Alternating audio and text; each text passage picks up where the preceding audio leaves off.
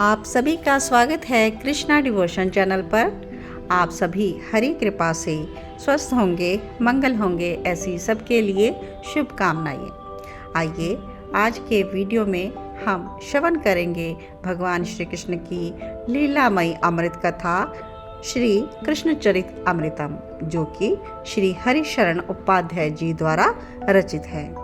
तो आज के भाग में हम श्रवण करेंगे द्वारिका में ऋषि दुर्वासा, भाग 328। हे कृष्ण करुणा सिंधु दीनबंधु जगतपते, गोपेश गोपिका कांतम राधा कांतम नमस्तुते। तप्त कांचन गौरांगी राधे वृंदावनेश्वरी, वृषभानुसुते देवी प्रणमामि हरि प्रिय। श्री कृष्ण चरित अमृतम, भाग 328।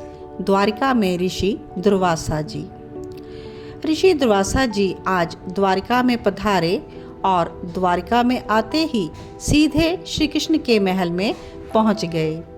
और श्री कृष्ण जी ने जब उनकी चरण वंदना की तब उन्होंने प्रश्न किया, हे कृष्ण, तुम्हारी द्वारिका में हम चतुर्मास रहेंगे, क्या हमारी सेवा करोगे? श्री कृष्ण ने भी हाथ जोड़कर कहा, हमारा सौभाग्य होगा ऋषिवर। चातुर्मास करेगा ये ऋषि, ऐसा ऋषि दुर्वासा ने क्रोध में भरकर कहा। चातुर्मास ही क्यों? जब तक इस कृष्ण का शरीर रहेगा तब तक यह आपकी सेवा करता रहेगा। आप सेवा का अवसर तो प्रदान करें, ऐसे विनम्रता पूर्वक श्री कृष्ण ने कहा था। कृष्ण, तुम जानते हो मैं कितना क्रोधी हूँ, क्या तुम मेरी सेवा कर सकोगे? भगवान, क्रोध नहीं, वो तो आपकी करुणा बरसती है, पर लोग जो है ना समझ नहीं पाते। अब रुक्मिणी जी भी आगे आ गई, बोली, कृष्ण, अकेले तुम नहीं, सपत्नी सेवा करेंगे। ऋषि उछलते हुए श्री कृष्ण के पर्यंक में जाकर सीधे लेट गए और आगे कहते हैं, मुझे राजसी वस्त्र पहनाया जाए, सीधा बोलने लगे। श्री कृष्ण ने तुरंत ही धारण करवाया। इस तरह कभी यह कुछ कहते और कभी कुछ करने को कहते, कभी अर्धरात्रि को ही उठकर बैठ जाते और कहते, लाओ मेरे लिए 56 भोग लाओ। रुक्मिणी जी लक्ष्मी जी का अवतार हैं।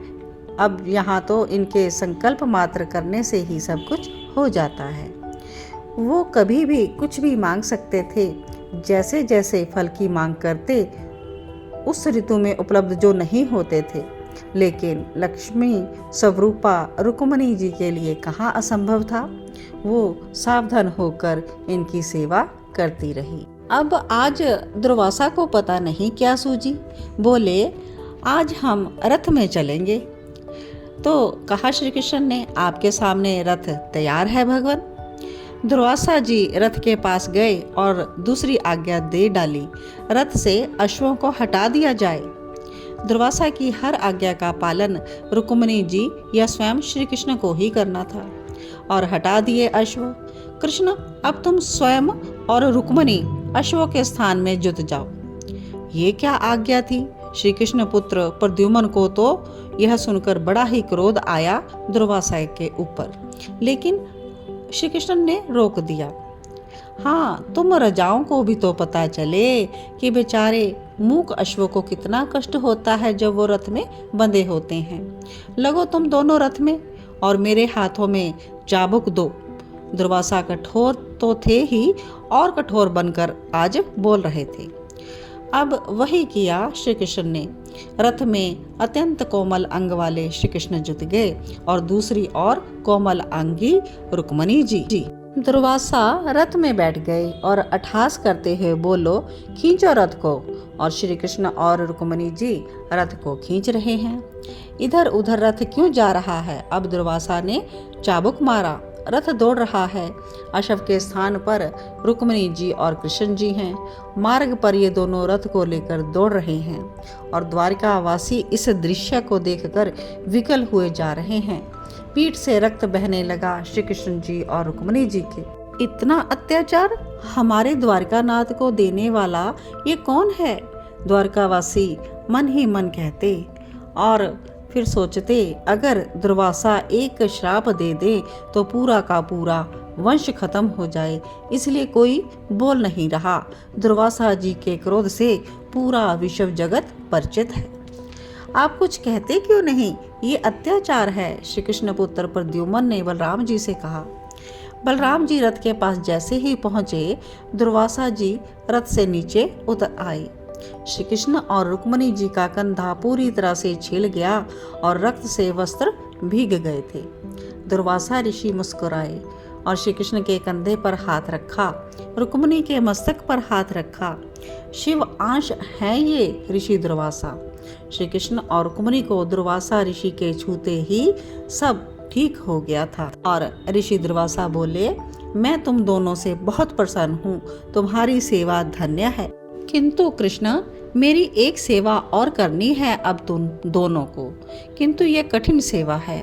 ऋषि ने कहा, आज्ञा दीजिए भगवान। कृष्ण सदैव तत्पर है आपकी सेवा में। और साथ खड़ी हुई रुक्मणी जी ने भी सहर्ष स्वीकार किया और अपना मस्तक झुका लिया था।